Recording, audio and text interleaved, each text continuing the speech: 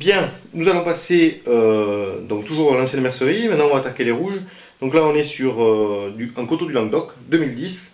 Ça s'appelle Au Bonheur des Dames. C'est Grenache-Carignan. Ce sont les deux parcelles du domaine qui sont juste en dessous, juste au sud de l'appellation Faugère. Donc, ils ne peuvent pas rentrer dans la dénomination Faugère. Voilà, on va déguster ça. Donc, pensez bien à ce qui est marqué sur la fiche. Donc, le carafage n'est pas nécessaire. Il ne faut pas le servir trop chaud, sinon on ne pourra pas profiter correctement des arômes. Donc le mieux c'est de le servir à bonne température.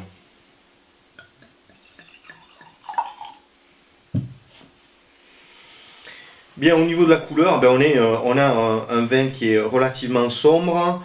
Alors particularité, c'est que ce vin n'est ni filtré et à peine collé. Donc on a beaucoup de matière, on le voit, beaucoup de matière colorante. Au niveau des larmes, ben, elles sont quand même assez épaisses, elles descendent tout doucement. Voilà, on les voit descendre tout doucement, ce qui est quand même gage plutôt de qualité. Voilà, une jolie couleur, d'un rouge assez soutenu et légèrement sombre.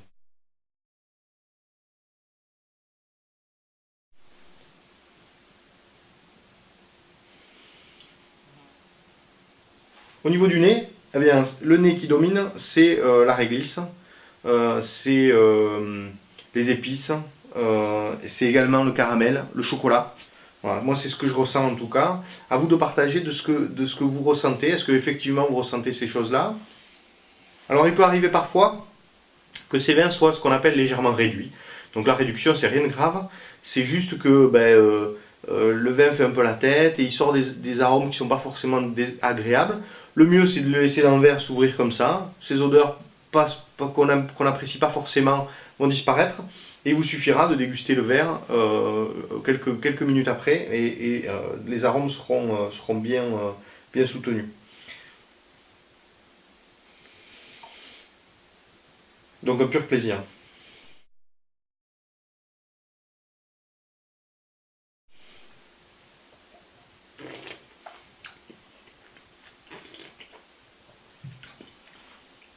La tanque en bouche est assez caractéristique du Grenache, avec beaucoup de sucrosité qui tapisse bien la langue, beaucoup de légèreté.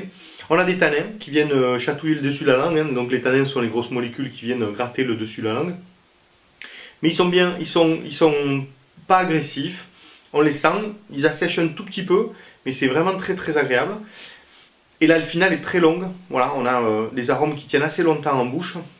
On retrouve ces arômes de caramel, de chocolat, également légèrement réglisse. Voilà, un pur bonheur. Et comme son nom l'indique, en général, il fait le bonheur des dames. Bonne continuation, bonne dégustation à vous.